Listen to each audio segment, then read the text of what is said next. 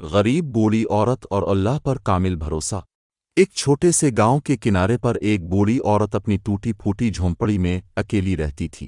نہ اس کا کوئی بیٹا تھا، نہ شوہر، اور نہ ہی کوئی ایسا سہارا جو اس کی ضرورت کے وقت اس کے کام آتا۔ لیکن اس سب کے باوجود اس کے چہرے پر عجیب سا سکون رہتا تھا۔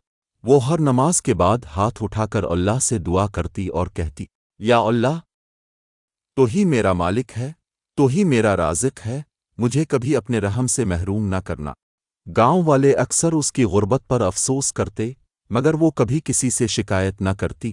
اگر ایک وقت کھانا مل جاتا تو اللہ کا شکر ادا کرتی، اور اگر نہ ملتا تو صبر کے ساتھ کہتی، میرا اللہ بہتر جانتا ہے۔ اسی گاؤں میں ایک بہت امیر آدمی بھی رہتا تھا۔ اس کے پاس بڑی زمینیں، نوکر، گاڑیاں اور ہر آسائش موجود تھی، لیکن اس کے دل میں غرور بھرا ہوا تھا۔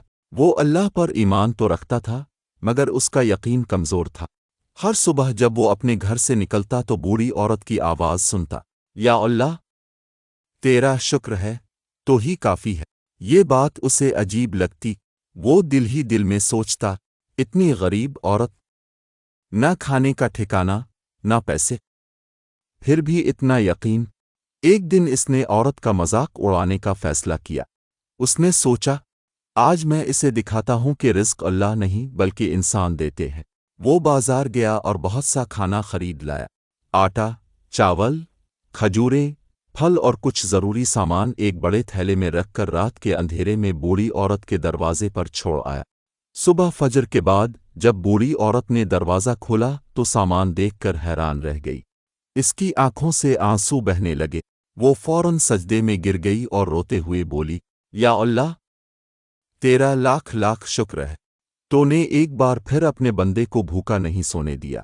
یہ سب سن کر وہ امیر آدمی دیوار کے پیچھے سے ہنستا ہوا باہر آیا اور بولا، اے بڑھیا، اتنا اللہ کا شکر کیوں ادا کر رہی ہو؟ یہ سامان اللہ نے نہیں، میں نے رکھا ہے۔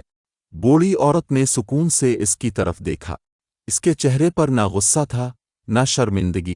وہ مسکرائی اور آہستہ سے بولی، بیٹا، دینے والا تو پھر بھی اللہ ہی ہے۔ وہ اگر چاہے تو اپنے نیک بندوں سے بھی کام لے لیتا ہے، اور اگر چاہے تو مغرور لوگوں سے بھی۔ یہ الفاظ سن کر امیر آدمی خاموش ہو گیا۔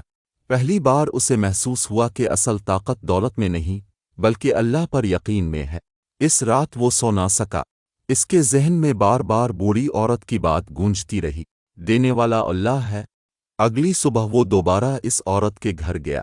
اس بار اس کے ہاتھ میں صرف کھانے کا تھیلا نہیں تھا بلکہ اس کی آنکھوں میں ندامت بھی تھی۔ وہ عورت کے سامنے بیٹھ گیا اور بولا، ماں جی، مجھے معاف کر دیں۔ میں نے ساری زندگی دولت کو سب کچھ سمجھا، مگر آج معلوم ہوا کہ اصل سکون اللہ پر بھروسے میں ہے۔